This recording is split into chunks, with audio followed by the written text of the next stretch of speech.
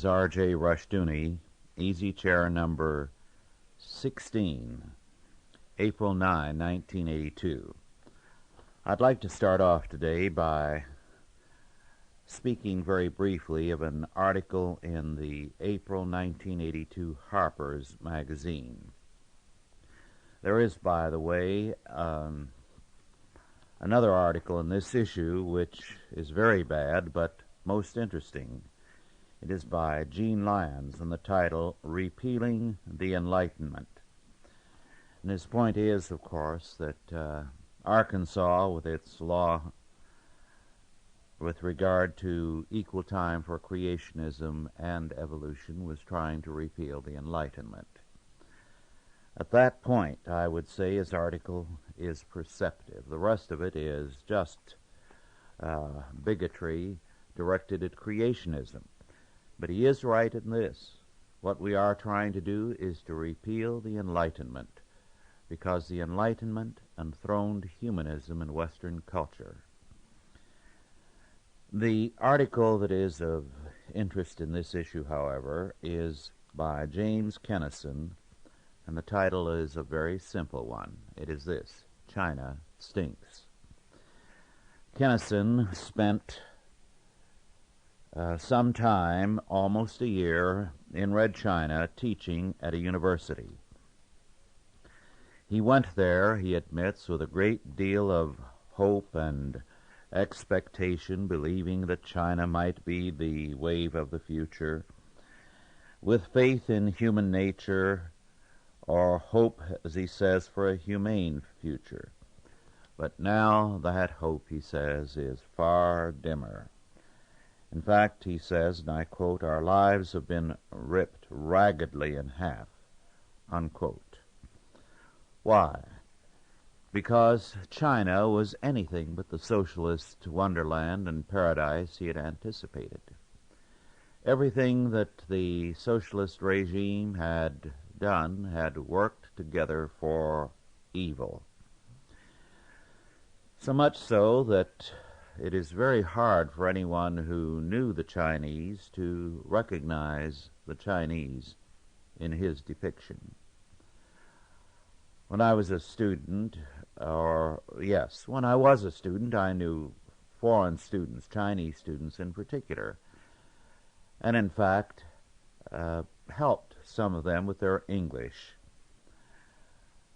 both voluntarily and at least with one student for pay. As a graduate student, I worked for 3 years in San Francisco's Chinatown as a youth missionary. The one thing that to me was notable about the Chinese character was its industriousness. Then I'd have to add something else, a love for gambling, because for Chinese, in terms of Buddhism and Taoism, chance is ultimate. They had a natural proclivity for games of chance, a tremendous appeal, because chance being basic in their world view, they naturally looked to a world of chance, a game of chance, as very important. But they were hard-working, young and old without exception. However, the author of China Stinks, Kennison, finds no industriousness in Marxist China. He says that during the Cultural Revolution, working hard was criticized as bourgeois.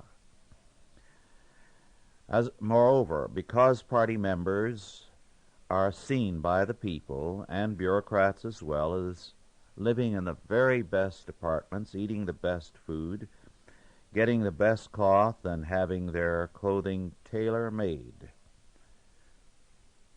they tend to get very upset because they see these bureaucrats doing next to nothing. And so the people have become accustomed to doing next to nothing themselves. Kennison was amazed at the protest of the students over what he regarded as very limited reading assignments. He found that because students could file anonymous protests against any faculty member, and anyone could against another, these protests and gossips and rumors became a part of the permanent file. No professor was ready to risk the anger of the students and possible demerits from their anonymous letters to pressure them to study. As a result, very little was done. University teachers were teaching 2 to 8 hours a week, with 4 about average and 8 considered excessive. He found that the whole of life was geared to a similar level,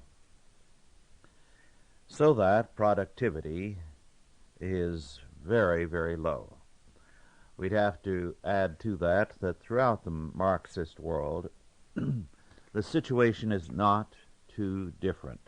Productivity is virtually at a dead level.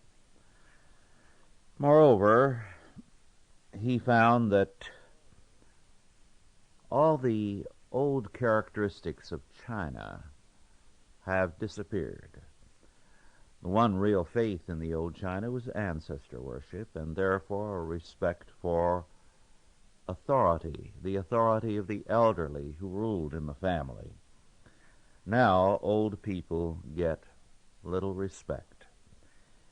In fact, old people are shoved aside in the scramble for bus seats and are called with contempt the waiting for death group.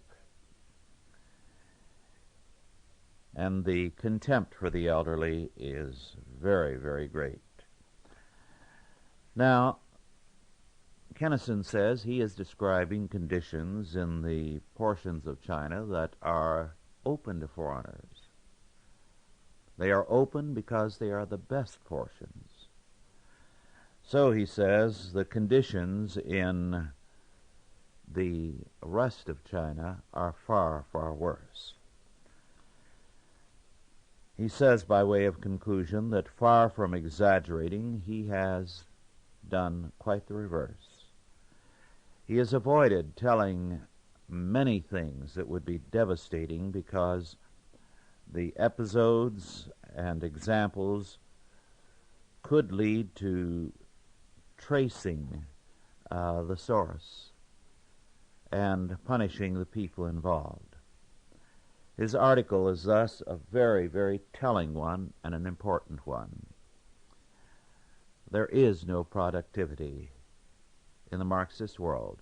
They are living off our productivity because we are extending the credit to them. Now I'd like to go on to another book, not a new one, but I just read it recently, and I found it most interesting. Not important, not necessarily good, but some good points in it. It is Susan Sontag's book entitled On Photography, published in 1973 and last reprinted in 1978. It was published by Farrar, Straus, and Giroux in New York. The interesting thing that Susan Sontag calls attention to is that photography has had a rather variable history. It began very early to see itself as another art, to attempt to portray the beautiful, and to seek out those things to document that would show a culture as clearly as possible. By the 1930s, photography had become an instrument of propaganda, so that during the Depression, liberal to radical photographers used photography very heavily to give a rather warped or partial picture of what was going on. Having lived through the 30s and having been at the bottom of the barrel almost economically in those days, I don't think they are anything approaching what college and university students today tell me the Depression was like. They give a picture of hungry mobs in the streets, people on the brink of revolution, and all kinds of preposterous horror stories that have little to do with reality. But more important, from my perspective, is what Susan Sontag has to say about more recent photography. Photography since World War II. It has become anti-humanistic. It has steadily shown a contempt for man. Even in the photography of the nude, for example. The idea is to show contours and forms, and then, as with some prominent photographers, to show a bell pepper photographed in such a way as to indicate, look, here are better forms in nature than you have in the human body. Moreover, in one documentary after another, people are presented as scum, and the contempt of the photographer is very, very real. Thus, what was earlier a sentimental humanism has given way, Sontag says, to anti-humanism, particularly in the 1970s. She has, in the back of the book, a number of very interesting statements about photography by prominent photographers. For example, Edward Weston is quoted as saying the following: "I have been photographing our toilet, that glossy, enameled receptacle of extraordinary beauty. Here was every sensuous curve of the human figure divine, but minus the imperfections. Never did the Greeks reach a more significant consummation to their culture, and it somehow reminded me, forward movement of finely progressing contours, of the victory of Samothrace," unquote. She has a lot more of that kind of nonsense in her book. But all in all, it's very interesting. I'd like to add a note on this. She does speak of how photography, instead of portraying things as they are, portrays reality as the photographer sees it. So that we see things, when we look at past photography, through the eyes of the photographer, what he has selected out of reality to show us. We can add more to that. Photography is not necessarily true to life. There are many people who are very handsome or very beautiful, and photography makes them look very poor indeed. I have in my hand a very interesting book by Nancy Cardoza, Lucky Eyes and a High Heart, The Life of Maud Gonne. Now, Maud Gonne was one of the most influential women of her day. She was an Irish woman who inspired a generation of writers and poets. Even a man like George Bernard Shaw, always the satirist and cynic, could wax lyrical about Maud Gonne. And someone like William Butler Yeats went into ecstasy over her beauty. She had a vast number of literary and non-literary figures very much in love with her. She commanded men with her beauty. Well, if you look at a photograph of Maud Gonne, you wonder why anybody ever looked at her twice. Her beauty does not come through in photography. And so we have a woman who was almost like Helen of Troy in inspiring poets. You remember Marlowe's famous lines on Helen of Troy, "Was this the face that launched 1,000 ships?" Well, Maud Gonne got even more enthusiastic treatment. But to look at her in photographs is not to see Maud Gonne. It is simply not to see her. I know once in my student days, when I was at the University of California at Berkeley, I heard a lecturer refer to Maud Gonne and his glimpse of her some years previously, and his eyes and voice lighted up at the thought of her. No photograph of Maud Gonne would ever do that to anyone. On the other side of the picture, I know, Dorothy and I know someone who is a very sweet and lovable person. No one would ever think of her as beautiful. But just aim any camera at her, and it is a startling experience to look at the picture. She looks like the most ravishing beauty imaginable. Her face somehow takes the light. It has the planes and all that somehow lead to very remarkable photography. Well, I spoke about the anti-humanism of modern photography to which Susan Sontag calls attention. The same is true in art. In art, we have a contempt of man, a contempt of the image of God in man, a contempt of the human form. Picasso certainly, in his comments as well as in his art, ridiculed the human being and the human figure. The only time he ever painted a realistic picture of anyone was of his mistresses, when he first fell in love with them.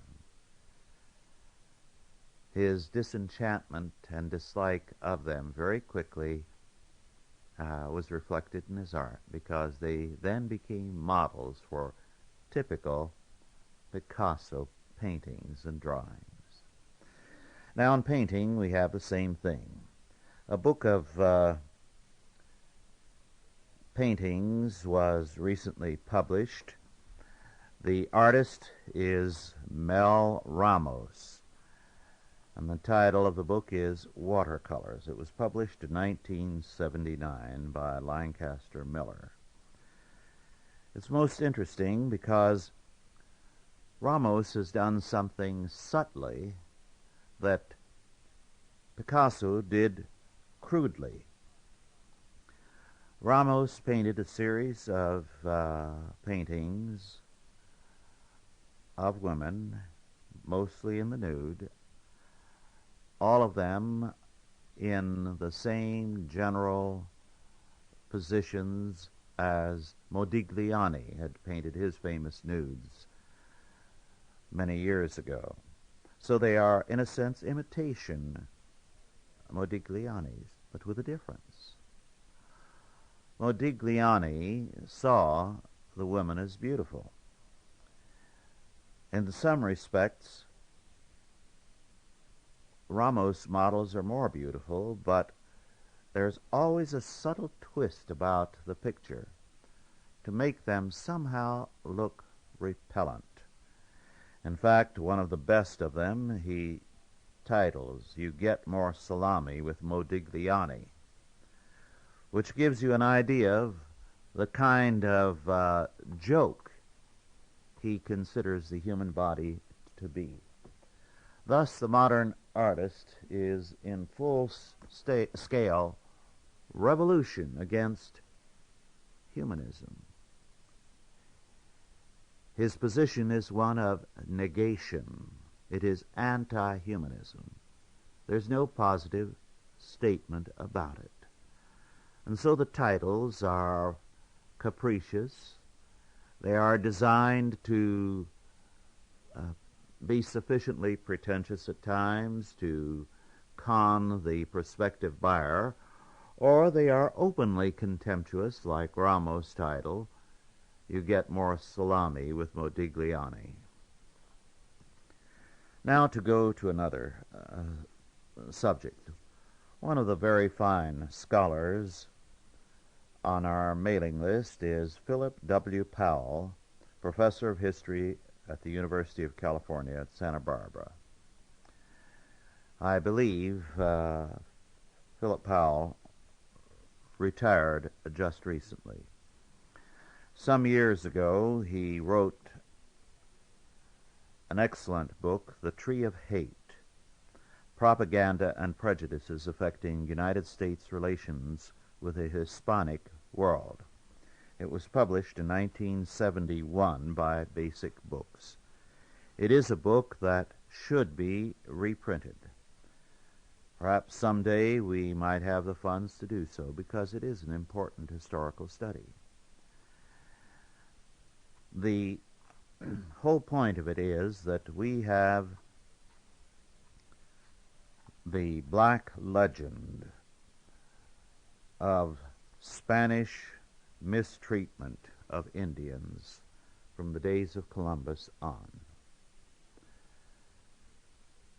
Now, supposedly, in terms of the thinking of many, this is one of the most surely ascertained facts of history.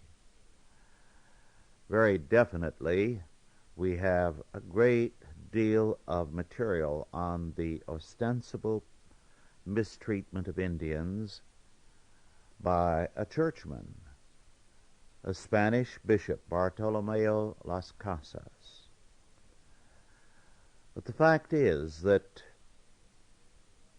while there were times when Indians were mistreated, by and large, the Spanish policy from the early days was a very thoroughly thoughtful one, with more than a little concern for the Indians. In fact, the ironic fact is that some of this concern was a kind of liberal humanistic concern, and much of it was also Christian. Why then the black legend?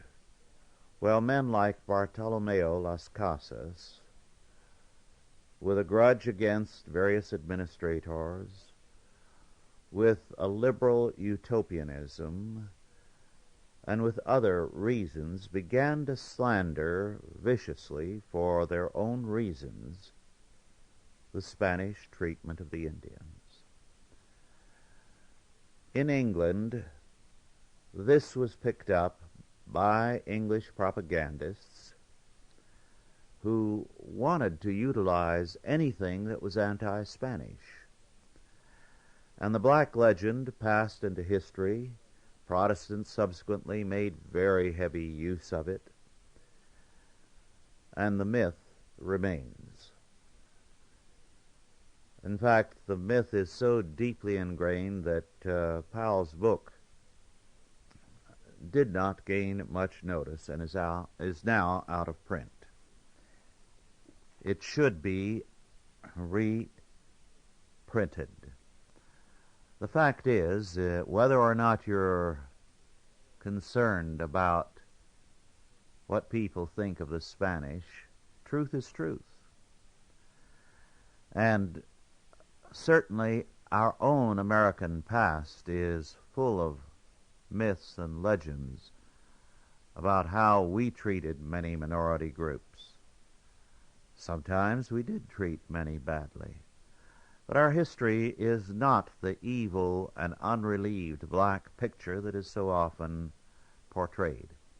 What I'm saying is, truth is important, both the pro and the con. And we do need to have an honest picture of how the Spanish treated the Indians. It was not all Pizarros. In fact, Pizarro was an exception to the usual Spanish administrator. I'd like to spend a little time now, in terms of that, with a more recent book by Philip Powell, published by the University of Arizona Press, Tucson, Arizona, 1977.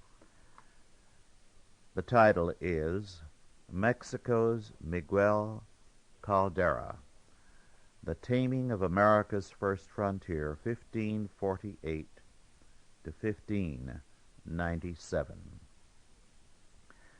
This book, by the way, costs $14.95. This book is a most remarkable one, a dramatic story, and not only very important history, but exceptionally good reading. It has to do with the Chichimecas, the most primitive and the most deadly of the tribes in Mexico.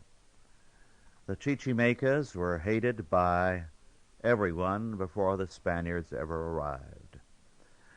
The Chichimeca term was given to them by the Aztecs, Tarascans, and other peoples who called these particular peoples in the north of Mexico Chichimecas, meaning dirty, low-down dogs. So very obviously the Chichimecas did not give that name to themselves. Now, the Spanish had a problem also with the Chichimecas. The Aztecs and others had. They could never tame them or bring them under their authority. And so the Spaniards had the same problem. They were feared by all the other Indians, and the Spanish very quickly had cause to fear them. Miguel Caldera's father, Pedro Caldera, came from Castile. He was one of the conquistadors, and he lived in the frontier country. We don't know much about him.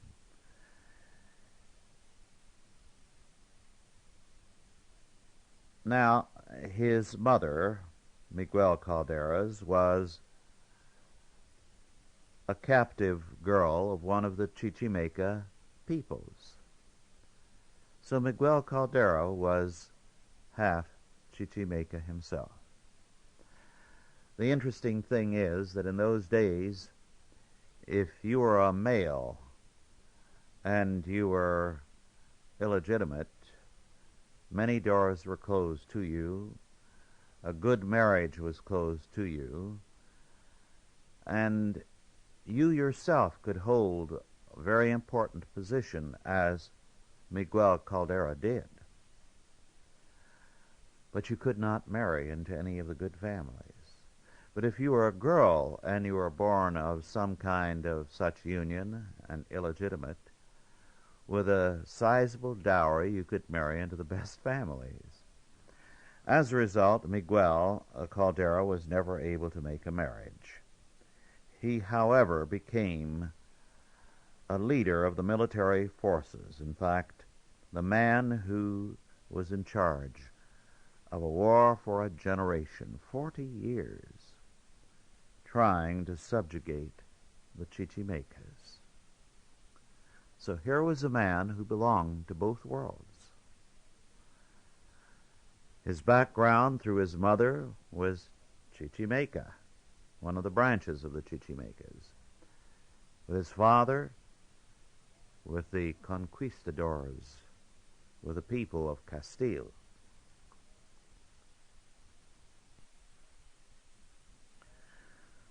Well, the Chichimecas were a problem. They wore no clothing. They were stark naked as they lived and fought. They were very much given to cannibalism. Scalping and torture were a fine art with them.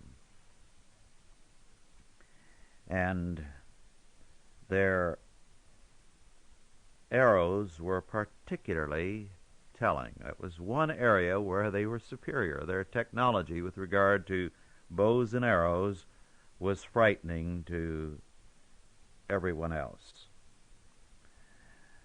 They exercised a great deal of inventiveness in the torture and mutilation of their captives. Let me read just one paragraph to avoid getting too grim, but to give you an idea. I quote, "But scalping was only a part of the total savagery that so appalled and scared the clothes-wearers, that is, all the other peoples of Mexico. The Chichimeca warriors hacked or sliced off parts of the body, arms, legs, ears, genitals, one by one until the victim died. They stuffed the genitals into the victim's mouth. They cut open the back and ripped out tendons for use in tying arrowheads to shafts. They slashed bellies to pull out entrails and scatter them through bushes and trees. They put captives to torture while celebrating their mitotes, nocturnal campfire orgies and rituals," unquote. They liked to take women and children as captives only if they had sufficient strength to keep up with the wilderness wanderings of the Chichimecas. The very small children who could not keep up with this were killed by bashing their heads against rocks. Much more could be said, but I have no intention of getting too grim. Now, the interesting part is this. Because the Chichimecas were stark naked, the liberals in Spain championed them. These obviously had to be innocent children of nature. And so every campaign against the Chichimecas aroused a tremendous outrage among the liberals in Spain. Now, mind you, this is in the 1500s. So, periodically or regularly, there'd be such a protest that the funds for the military campaigns were cut back. Then there would be a cry of outrage by the colonists in Mexico, as well as the Indians of Mexico who were under Spanish rule. After all, their attitude was, these people have eaten my father or mother, my wife, my husband, my brother, my sister, or my children. And you mean to tell me that the administration back in Spain feels that they are dear, sweet, innocent children of nature? So the Spanish government was pulled this way and that between these two groups, the liberals in Spain and the people in Mexico who wanted to see the Chichimecas exterminated. Meanwhile, the Chichimecas were having a good time of it, because with this kind of seesaw warfare, it was made to order for them. They could continue their depredations. They could extend them. And the more that the materials were sent, the more there was to raid, the more the army was pulled back, the more they could raid the colonists. And as a consequence, the Chichimecas were having a magnificent time of it. It was almost as though Spain were putting people there for them to rob, kill, rape, and eat, and the army there to make sure it had plenty of supplies that they could raid and take periodically. Well, Miquel Caldera tamed them finally. Seeing this seesaw pattern, he made it a policy to lose materials to them regularly, to allow them to capture all kinds of things, such as clothing and foods and other things, to get used to living on the kind of thing that the Spanish troops lived on. Caldera figured that the best way to tame these people was to give them a taste for things that only the Spanish could supply. Little by little, he got them to agree to various treaties. The condition of the treaties was that they would be supplied with all kinds of materials, because now they had a taste for them. Well, they would, after a while, break the treaty, thinking they had a good sucker here in this man who was half Chichimeca, but he'd never gotten the smarts of the Chichimecas. But Miquel Caldera very patiently would sit down and make another treaty and give them a great many things, blankets and other things. And in due time, these Chichimecas were weaned from their worst practices and began to live in their areas a more settled and stable life. Miquel Caldera is one of the great men of Mexican history, but too much forgotten these days. The problem he faced is the kind of problem we face today. The unrealistic premises of liberals as against the grim facts of the world around us. This is a book that is good history. I wish Philip Powell could, now that he's retired, produce more works like these. He is a delightful person, by the way, to know as well. Well, I'd like to refer very briefly to one or two other books, not to recommend them, but just to comment on them. One of the more recent books is John Ehrlichman's Witness to Power, The Nixon Years. It was published by Simon & Schuster in New York in 1982. It is a very interesting account because it is an uninhibited account of the men in power on both sides of the fence. It is not a popular book, I think partly because its account of the totally de-Christianized, amoral politics that prevails in Washington, in the Supreme Court, in the FBI, in the administration, in Congress, among Republicans and Democrats, is devastating. So it's a very revealing account, very important. It has had a bad press and accused of being gossipy, but Ehrlichman went to the notes, which are now part of the government record, that he had taken day by day and written his book in terms of that. Ehrlichman, by the way, is not a conservative, so that he is not savaging his own kind. He's dealing with everybody, ostensibly conservative and liberal, rather bluntly.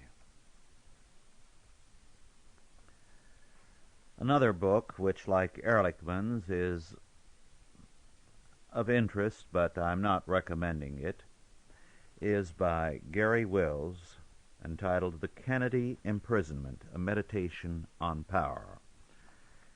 This, too, was published in 1982. It's an Atlantic Monthly Press book published by Little Brown and Company in Boston. And the thesis is, of course, that the Kennedys have been dedicated to a lifestyle, a consistent form of self-deception and deceiving the public. And he says the Kennedy image became, with John F. Kennedy, the opium of the intellectuals, so that the Kennedys and their use, or more accurately, misuse of power, their lies and general distortions, are now something that most liberals still feel compelled to defend, and which are haunting Teddy Kennedy, because he cannot live up to the old Kennedy lifestyle and be a part of our world today, and yet he is trapped in the Kennedy syndrome. This book, too, has gotten savage reviews. One reviewer speaks of Gary Wills as being motivated only by hatred. I think, however, there are some important things in both books, although they are not particularly good books. Now, very briefly, to another book, John L. Hammond, The Politics of Benevolence, Revival, Religion, and American Voting Behavior, published by Ablex, A-B-L-E-X, Publishing Corporation, Norwood, New Jersey, in 1979. Ablex address is 355 Chestnut Street in Norwood, New Jersey, 07648. There is no price on the copy I have. Well, it's a historical study of some merit, and it deals with revivalism and its impact on America. There are some very interesting points. He calls attention to the fact that with Finney and revivalism generally, the old Calvinism gave way to an emphasis on free will. This emphasis on free will led to a great deal of concern for man's free will generally. It meant that abolitionism had a reasonably close connection to revivalism, because if you believed in free will for man, you felt that any lack of freedom for man anywhere was not acceptable. Thus, the revivalist movement did feed the abolitionist movement quite extensively. Moreover, the revivalist movement held, as Hammond says, and I quote, "The power to free the world of sin clearly implied the duty to do so," unquote.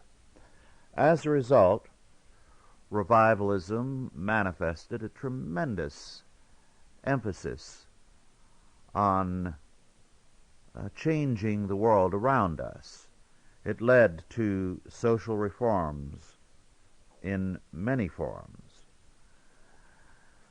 However, in the process, something happened. As Hammond says, and I quote, Finney made revivals a human product rather than a gift of grace, and taught that God required men to promote them. Unquote. Previously, the revivals had been reformed, and the Calvinistic heritage had been predominant. Now, with the Arminian emphasis, what man did became all-important. This does not mean that Americans prior to that were quietistic. Rather, not only revivals, but social reform became human products. Not God's grace saving man and then God's word governing man as he faced the world, so that he was then required to conform the world to God's word. As a result, revivalism paved the way for the social gospel. Now, Hammond does not go into that more than to hint at it. Other books have done that. Because having stressed the will of man over grace, it followed logically that the will of man had to be the determining force in society. Then logically, the word of man had to be the determining force. As a result, humanism was very definitely furthered by the revivalist movement, because humanism, of course, stresses the word of man and the will of man. We have not yet had the final word on all the implications of revivalism and what it led to, but this book gives us another bit of evidence. I'd like to turn now to a subject I dealt with previously. You remember last time I dealt with the decay of poetry in this century. Poetry was once a major literary form, perhaps as influential an art form as any the world has known. Now it is irrelevant and virtually dead. I pointed out that what had happened to the poets was that the world for them had become meaningless. As a result, there was nothing they could convey, and so they retreated into an esoteric expression of nothing. To give you another glimpse of that kind of retreat, I'd like to deal with a poetess of the early years of this century, Helen Hoyt. And her poetry, too, has this element. A very able woman, but her poetry was haunted by a feeling of death and the emptiness of life. Now, any of you who have ever held a newborn baby know the marvelous sense of exaltation and joy in new life. So the term newborn, both in terms of natural birth and spiritual birth, is one of the most beautiful in our language. But this is what Helen Hoyt does with a poem she titles The Newborn. I have heard them in the night, the cry of their fear, because there is no light. because they do not hear familiar sounds and feel the familiar arm, and they wake alone. Yet they have never known danger or harm. What is their dread? This dark about their bed? That they are so lately come out of the dark womb, where they were safely kept? That blackness was good, and the silence of that solitude wherein they slept was kind. Where did they find knowledge of death, caution of darkness and cold, these of the little new breath? Have they a prudence so old? Now consider the mentality there.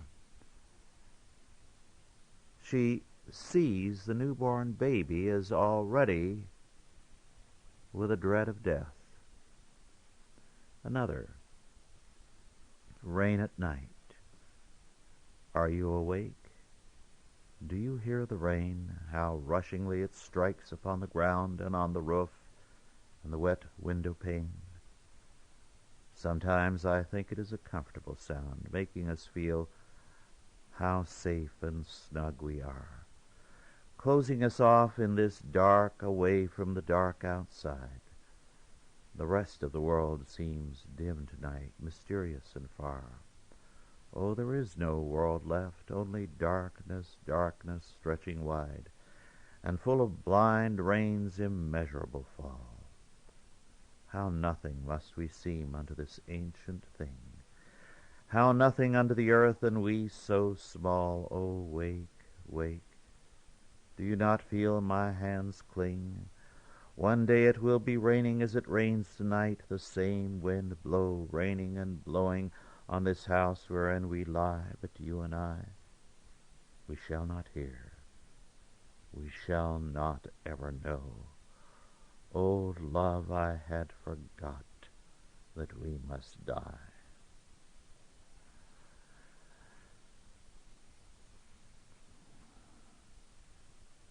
And another one, again by Helen Hoyt. Since I have felt the sense of death. Since I have felt the sense of death, since I have borne its dread, its fear, oh, how my life has grown more dear since I have felt the sense of death. Sorrows are good and cares are small since I have known the loss of all. Since I have felt the sense of death and death forever at my side, oh, how the world is opened wide since I felt the sense of death. My hours are jewels that I spend, for I have seen the hour's end. Since I have felt the sense of death, since I have looked on that black night, my inmost brain is fierce with light, since I have felt the sense of death. O dark that made my eyes to see, O death that gave my life to me. But Helen Hoyt could not stay long with that mood. Briefly she felt that death and the closeness of death made her prize life more. It only turned her against the best in life, because death was the ultimate meaning. And so she wrote another poem, Happiness Betrays Me. Happiness betrays me. Happiness slays me. Sorrow was kind, and loneliness was my sweet companion. Denial gave me good gifts.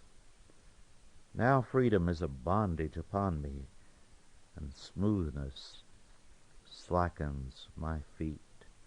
I will find my way back to the thorns. I will find my way back again to the good thorns and steepness. Happiness betrays me. Happiness slays me. I think our generation has the spirit of Helen Hoyt in it.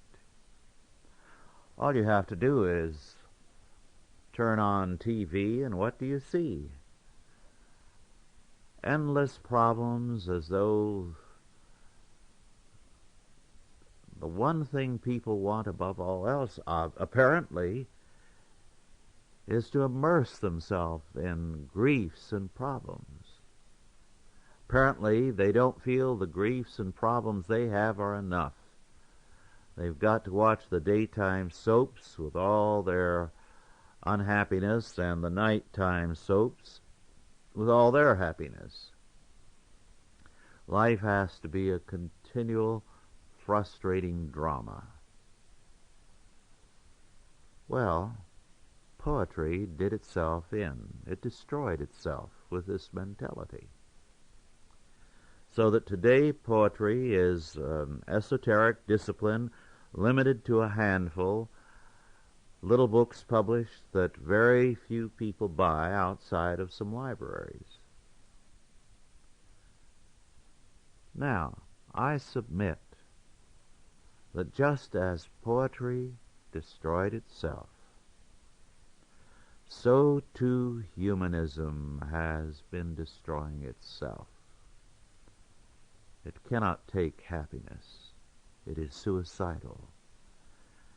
It is moving our entire world into a path of suicide, so that we live in a generation that has a will to death, a suicidal urge. Our foreign policy and our domestic policy, our literature, our day-by-day entertainment is suicidal. That's why I don't find so much of TV entertaining. I don't like to subject myself to a lot of punishment. And to me, all that grim business is punishment. So, the Helen Hoyt of the early years of this century has many children today, all of them in a wild quest for death. So you have punk rock, you have narcotics, you have alcoholism, and all over the world a politics that moves to suicide and destruction. Well, our time is just about up, and I am looking